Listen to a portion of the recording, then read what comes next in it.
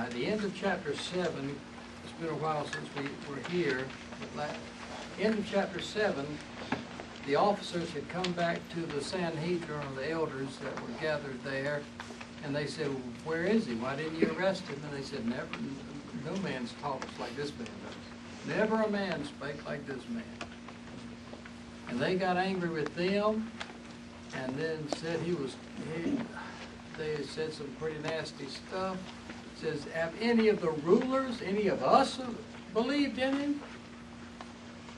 And Nicodemus got under conviction. He decided he better speak up a little bit. And then he said, well, does our law condemn anybody before we hear them from him and see what he's doing? Then they jumped all over him just for being sensible. That's getting to be a pretty prevalent thing in our time. All you got to do is be sensible, reasonable, and right, and you'll be jumped on. Matter of fact, good, godly sense is becoming illegal. And then they all got so furious, all of them went home. The first verse here says, but Jesus went to the Mount of Olives. He went to pray. He did it every evening the last week of his life. And he probably had done it at other times like this. Went home to pray in the evening, then early in the morning go back to the temple to teach and to heal people. And early in the morning, he went again to the temple. And all the people began to come, and he sat down and taught them.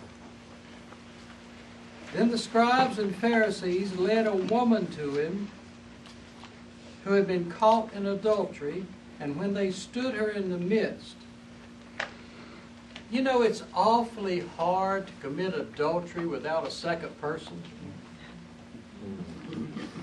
I read about that in a book somewhere.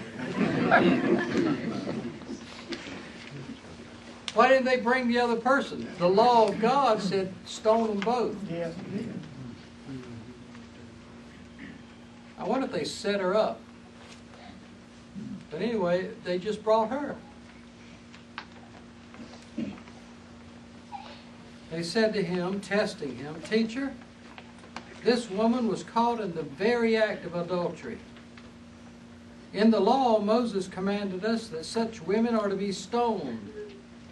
Now then, what do you say? They were saying this, testing him, so that they might have a charge to bring against him. But, you know, they must have known that he forgave people. So they thought they'd set him up with somebody that shouldn't be forgiven, according to the law. But Jesus, stooping down, began to write on the ground with his finger as if paying no attention. Then, as they persisted in questioning him, he stood up and said to them, let him among you who is without sin throw the first stone at her. He was saying, okay, let's keep the law. But who is supposed to keep the law? Who is supposed to carry out God's judgments? Those that are innocent. So, whoever among you is without sin, let him throw the first stone. And again, stooping down, he wrote on the ground. Then, one by one, starting with the oldest, the men who heard this went out, convicted by their conscience. And Jesus was left alone with the woman still in the midst.